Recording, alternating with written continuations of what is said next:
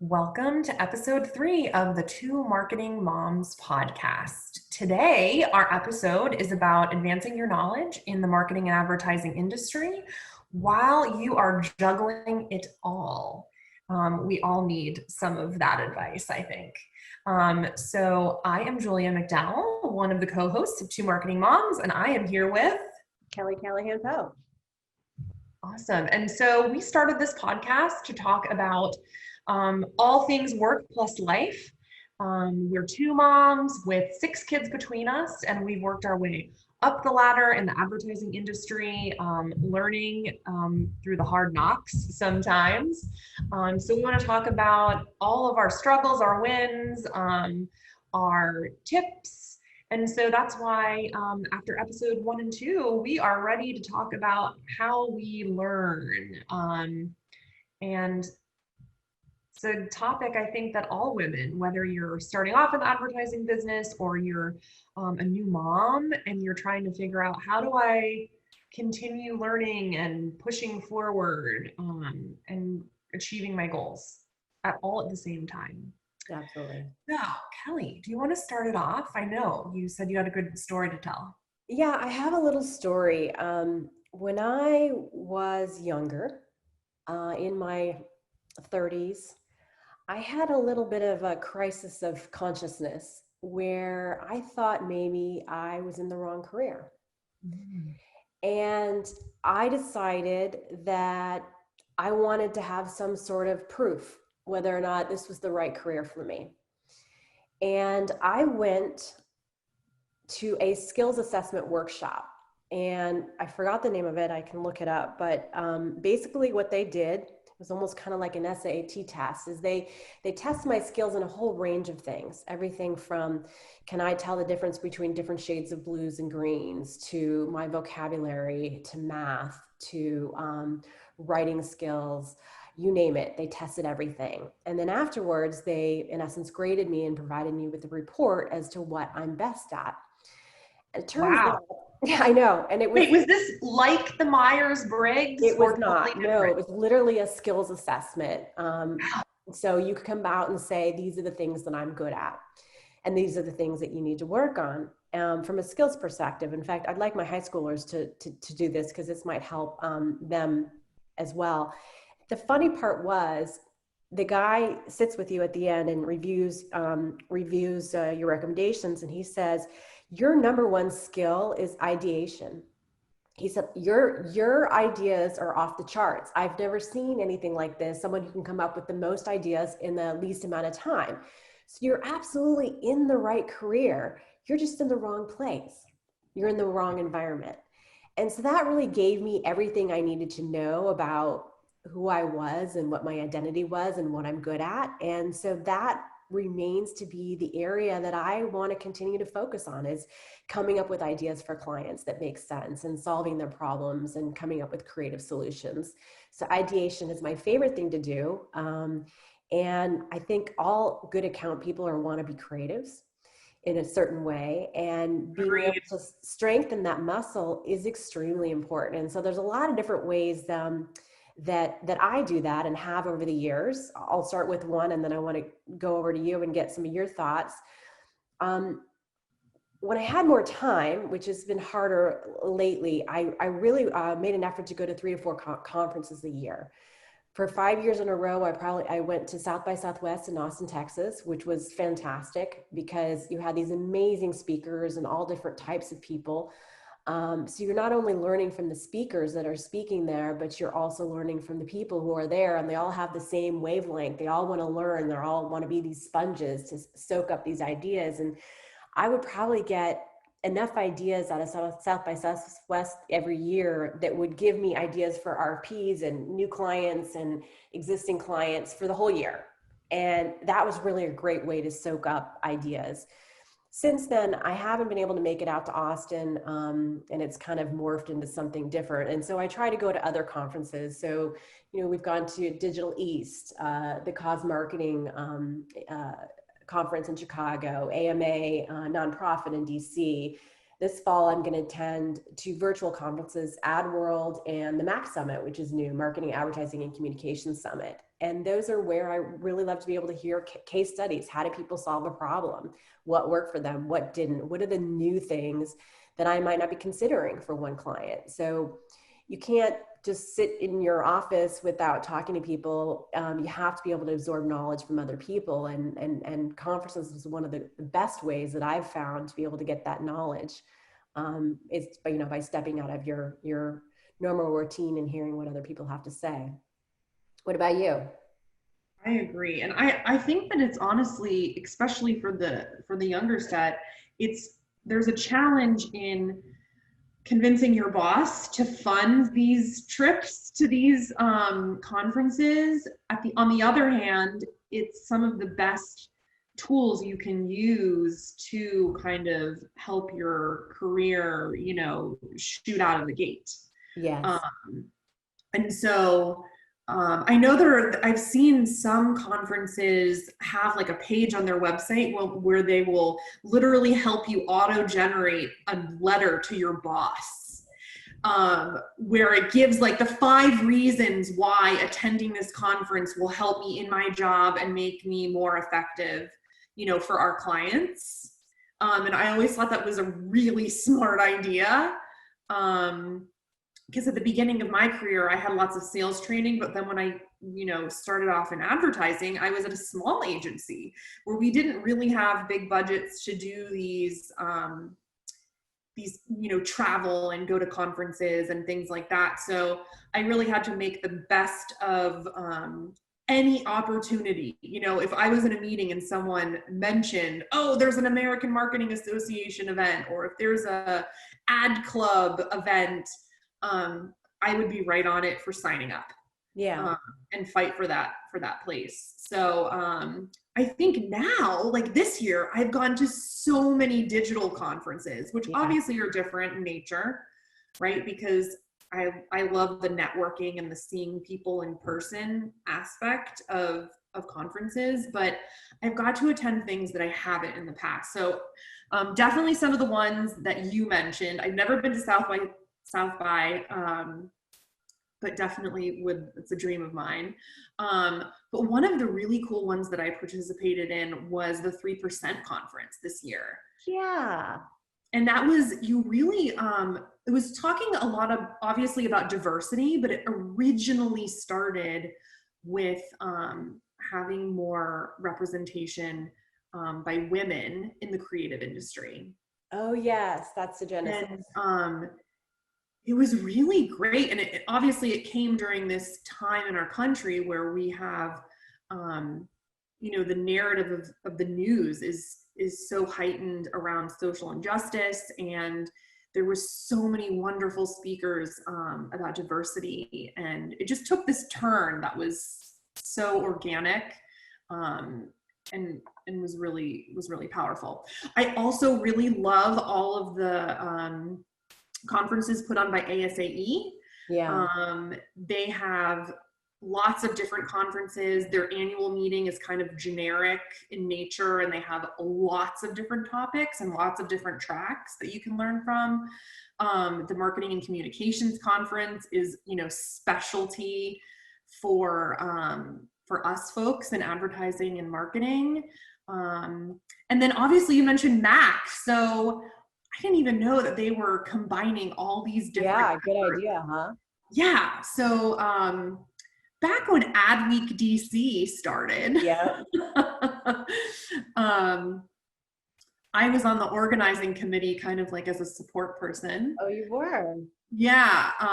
Because every agency head at the time would take a year and be chairman or chairwoman. And that was so fascinating for me to be at the table with all the heads of the big ad firms in DC. And I got, quite the peek under the covers there. So that was another really great opportunity. And as I said, it was all because I would keep my ear open for, yes, I want to do that, always looking for those opportunities. So those are the ones that I would mention for, and there's so many more. so many Oh more. yeah. You know, I wanted to add on to your thought about convincing bosses because that's always the Yeah. challenge. And it's easier when your boss or your company has a set amount of money set aside each side for an employee. And we do that at Williams Whittle, where we have a couple $1,000s that we set aside for each staff member for continuing education or conferences and the like. And so that's already baked into the system and that makes it easier. But back in the South by Southwest days, I knew I When had. it wasn't like $10,000 to attend. Oh, it's outrageous. But here's what I did. I went with two of my bosses. I went with two different bosses, and I invited them to go. I said, "You got to come with me. You got to understand what this is like." And one of my bosses, Alberto Gonzalez, in the year he went, he got an autograph and met Cory Booker, Al Gore, Shaquille O'Neal. Shaquille O'Neal signed his iPad, and he was so thrilled because he met all sorts of interesting people there that he had never. He got it. He understood what it was It was an like. experience. It was a total experience, and he was totally in and wanted to go on from there on. And so, sometimes bringing your boss with you is a good bonding experience, and also get them to understand, wow, this is really something that it's this important that you got to check out at least once. And here's the other thing is, I used to go to the AMA nonprofit conference every year. They had a little break. They didn't do it for a couple of years, but I remember when I went, it was like the whole staff would go and we would all listen and we would, break out and make sure we went to all the different, Yeah, simultaneous breakout presentations. And we'd come at the end of the day, we'd all be so excited by everything that we experienced and the things that we heard. And then the next day we'd go back into the office and dive right back into work.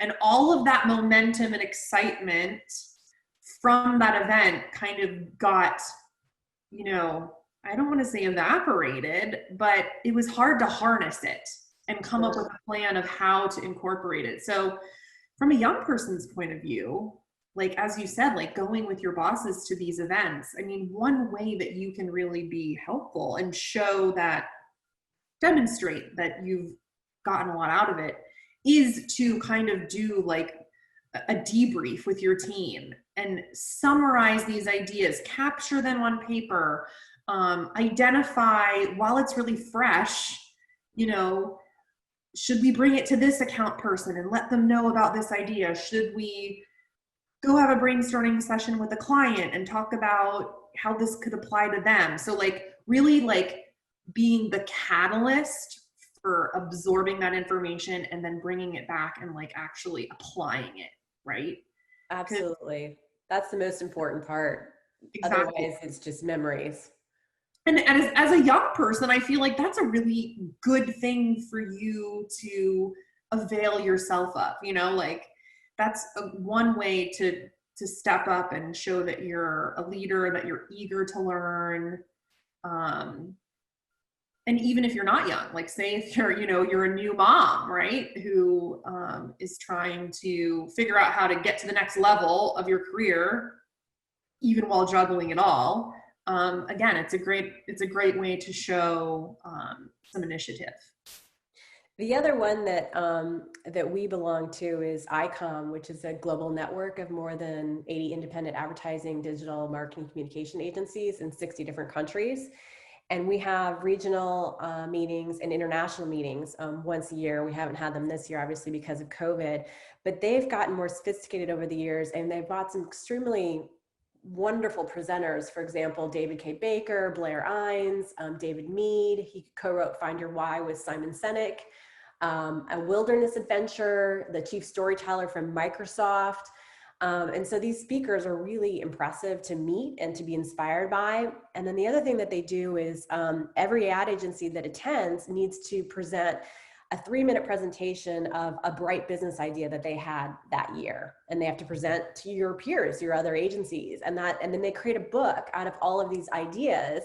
And each of the agencies can see each other's ideas and use them, as their own to use for clients or new business. And so that's another way of collaboration, which I've really enjoyed over the last couple of years and received a lot out of. So there's so many ways to tap into some of the resources that are already out there.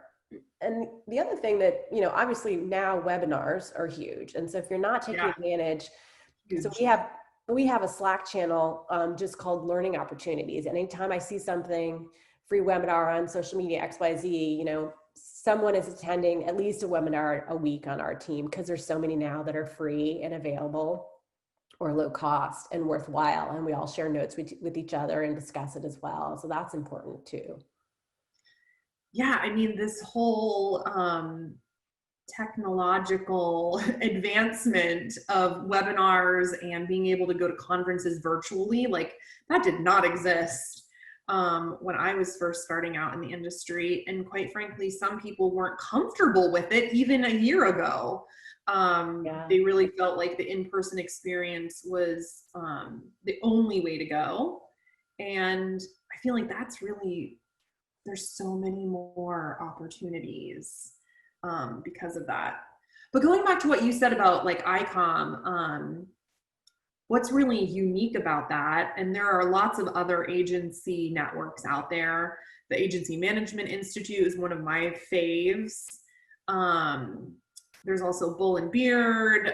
There's so many. But what's so great about these groups is that they're tight-knit and very selective. And so therefore, when people come together to share ideas, they do so within a safe space. Yeah. So it's no BS, you know, like sometimes people want to, you know, present case studies and work, but they don't really want to like give away the thing, you know? Yeah. But with those groups, you really get the real meat. That's so helpful. I wonder if, because I remember hearing about ICOM meetings and never participating. I wonder if they're willing to like live cast those so that people at the agency can participate in the future. Well, they do record them. They absolutely record them. So, and I am able to share those recordings with my team when we get back. So it's not just about my notes. We can actually, especially the big speakers, they do record all of those. So that's very helpful. But, and the other thing that we do is we have an online system where anyone has a question about, you know, resources. So I'm going to do a pitch on XYZ. Does anyone have experience in this background? And then we can use each other as resources. We can co-pitch together. You know, because there's offices all around the world, we can use those resources together. So that's been a great opportunity for us and a really great resource. One of the cool things that we decided kind of as a young group at Williams Little when I was starting out was we started this thing called Tech Tuesday. And it really was to try to take our staff meetings and make them like a learning opportunity, right? Not just like a status meeting, but let's talk about all the new and emerging things, right? So at the time, like Twitter was new. And clients were coming to ask us like, what is this Twitter, you know? And a lot of people at the agency couldn't speak about it, along with all the other things, obviously, that were happening. And so each person would kind of sign up for a week and they would do kind of, you know, a quick tutorial on things. And it really was a way for everyone to show leadership, everyone to participate in brainstorming and help people out with new ideas. Like, I would personally love someone to give me one of those on TikTok right now, because I'm still... You could probably ask your children or my children. Yes, my children are too young. Your children might know more about TikTok than I do. But it was again another opportunity for self-learning and for teaching others. Yes. So that's another kind of idea for juggling it all. Let's talk about like when you're a mom, right? And you're coming back into the workforce, maybe from maternity leave or from like a longer break, right? From having kids, and you're coming back into the office or the workforce just in general, even freelancing. Like, I think learning and becoming an expert takes on a whole new meaning. It's a different thing, right? Like a lot of the things that we've been talking about, definitely I feel like are good for newbies into the industry. But what about that like next step for, yeah, what do you think about that? What would your top tips there? Well, explain a little bit more what you're saying, what you're thinking. Well, okay, so personal story. So like each child that I birthed, I would take, the standard amount of maternity leave, about Yeah. 12 weeks, and come back into the workforce. And quite frankly, I was overwhelmed. It was like half of my brain was still left at home Yeah. thinking about my little ones, thinking about all my responsibilities. And yet I was also eager to prove my place on my team. And so balancing that was, I think, mentally and emotionally taxing. Sure.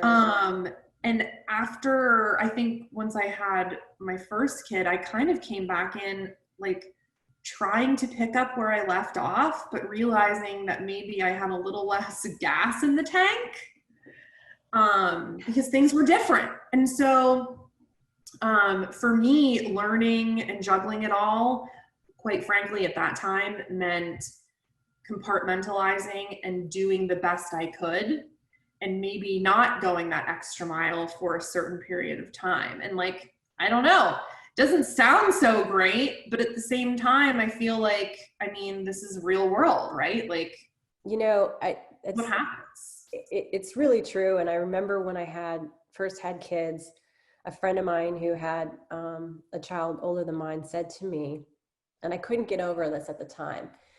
She said, you need to be okay that you're not going to check everything off your list every day. And I'm such a list checker that I was like, well, what do you mean?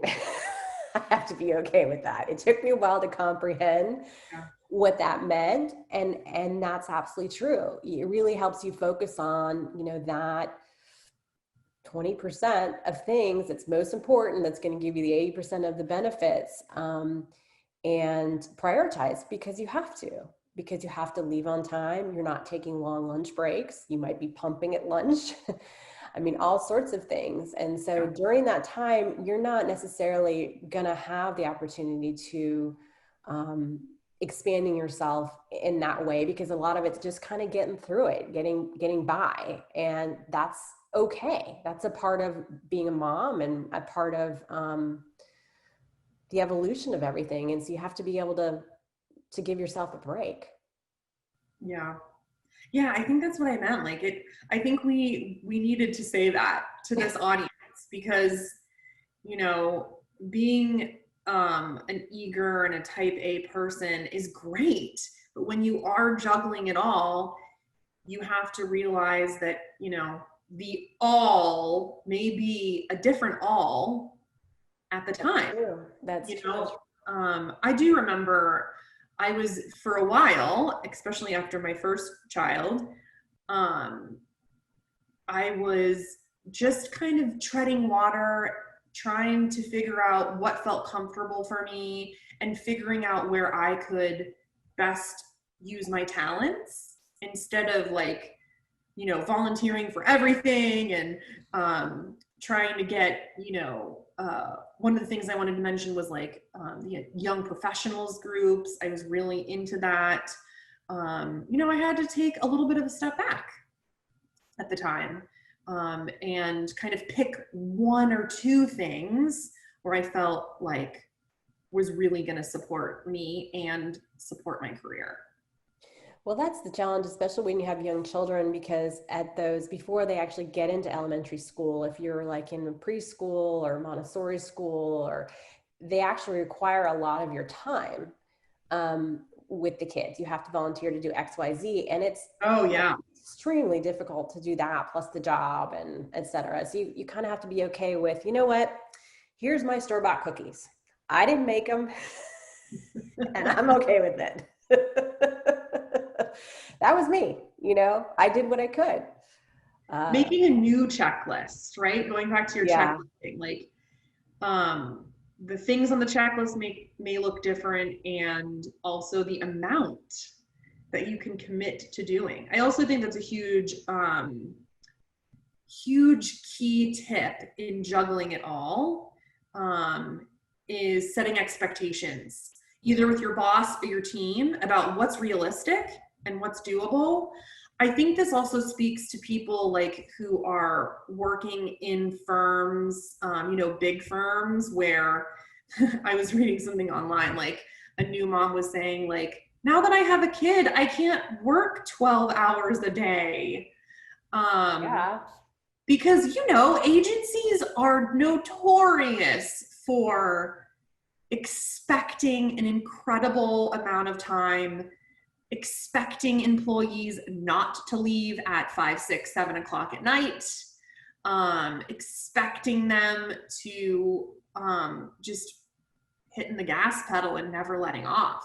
So as a new mom, that can be really daunting to navigate.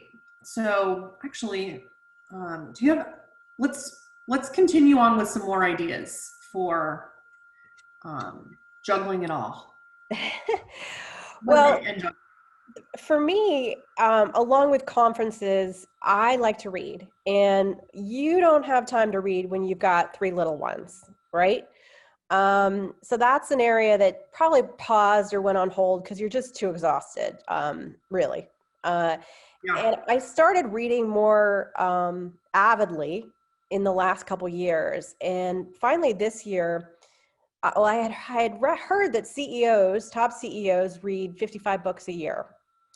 And Bill Gates will go on an entire week holiday where he brings 50 books with him and he only reads. And that's how CEOs learn. They spend a huge amount of their day, maybe even up to 3 hours a day reading. And so I decided that I was going to commit to reading a book a week early this spring. And I have been doing it. And I've legitimately been actually reading the books, meaning I don't have Blinkist. I am reading them. And what I try to do with the books is we started the Williams Whittle Media Club, and it first started out as books. And then I realized, well, sometimes I just want to listen to podcasts, or I want to be able to, watch a documentary that's relevant. There's all sorts of media that are out there that are relevant to the business to community. So the theme around the books that I read are really professional development. And so I read what's interesting to me, and I try to pull out the tidbits that I think are most interesting, whether it's, A, a recap of the book, B, a quote or two that interests me the most, or what are the top 5 things that I learned from that particular book. And so that has been a game changer for me personally, because it's helped me in my personal and professional growth, just in terms of learning, but also in connecting with a lot of authors. So I now have people who are actually reaching out to me on LinkedIn saying, I just wrote a book. Will you read it? Will you review it? And so that's exciting. And the fear I have is, well, when I finish the year, am I gonna have to keep going? Yeah. It's a big commitment. It's a big commitment to do all year, but I think ultimately it's made me a better person, and it's been a fun thing for content for the agency. I once had a client that did like a book club with his employees and included us as their agency partner. And I think they did like 1 book a quarter. So it wasn't like, like a book a week. I don't think I could keep up. And it was a positive thing for everyone to kind of read the same thing and talk about the concepts together. Because once you start talking about it, it kind of reinforces what you've read. Absolutely. I love that idea. I'm super impressed by your reading abilities this year. Well, don't be, and my kids certainly aren't. In fact, well, I just reviewed Who Moved My Cheese, and there's a teen version of it. And so I bought it for my teenager, and I said, I love this book. Will you please read it? And he looked at me like, no. Well, my kids, when I ask them to read, they're like, well, why should I read? You're not reading. And I'm like, oh, no. I read, but it's on my Kindle app. And it's when all the lights are out and everyone's asleep. Yes. Finally, when I can read, and I should do a better job of reading business books lately. I've been reading a lot of nonfiction and historical things, but I'm super in awe of your reading book club. Well, just read my reviews and you're all good. And the other thing that's been helpful for me is in the last year, one of my friends kind of started this women's group where we would meet. We're all in marketing, and we would meet once a month and talk about ideas and what we were working on. And that was very helpful. It kind of dropped off pre-COVID, but I want to bring that back up again, where you start to meet with people, other women, and, get ideas who are similar, and, even women that are older than you have more experience, so you can kind of pick their brain. So that's another good idea, is to make sure that you're getting together with people regularly, like minds, and continuing to push each other and, learn each other, kind of the Lincoln team of rivals idea, where you're definitely pushing each other. And yeah, and actually you made me think, like, I'm part of so many different Facebook groups now. There's one that's really great, like nonprofit communications professionals. So it's a very specific group of people that are working at nonprofits that have communications challenges, and everyone is very open and honest about what they don't know, what they should know, and asking questions and asking for help. And just seeing those posts, I do keep up with those groups regularly, is so helpful in getting, building that expertise, just like one little nugget at a time when I have time to access it. And again, another thing that I didn't have several years ago, I feel like Facebook groups now are more popular than ever, and I see so many of them. Yeah, there are a lot of them. There's another one that I belong to, Forbes Women's Group, where it's through Slack, and you meet all sorts of interesting women on there as well, and they post their own content, what they're reading, so that's fascinating too. And the last thing that I've been doing recently, especially in the last couple of years, but more often probably this year, is I have a lot of people who I've partnered with in the past, production companies, SEO, search experts, SEM experts, you name it. And, we reach out to do a lot of co-promotions, and those are people that I can talk to on a regular basis to get advice and say, okay, look at my site. What can you look at this from the lens that you would look at it from? I look at it from a marketing communications standpoint. You look at it from an SEO standpoint. What am I missing?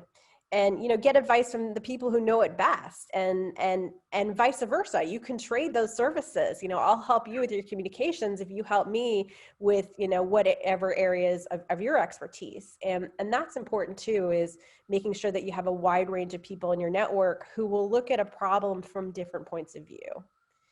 And being able to have that feedback is really important. Absolutely.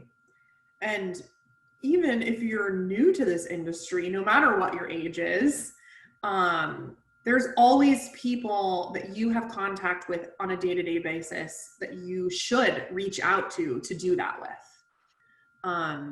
Because I think, as I said, like on maybe podcast 1, like everyone loves to be asked for advice.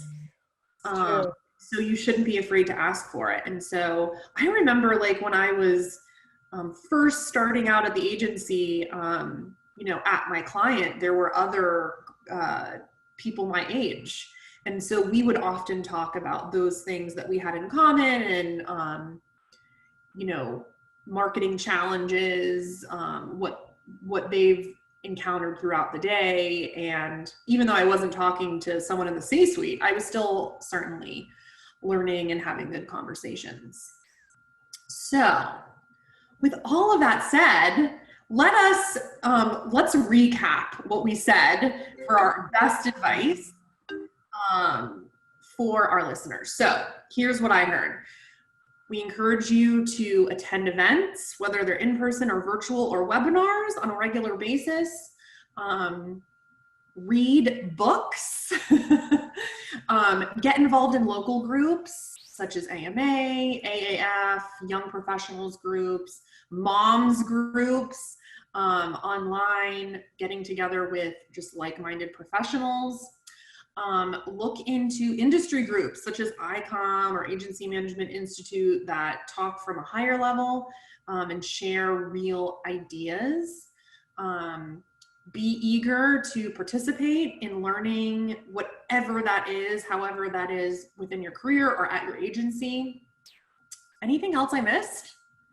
I think you got it all. I mean, it's a matter of just kind of being open to what's out there, because it's all there for you to find, and most of it is free.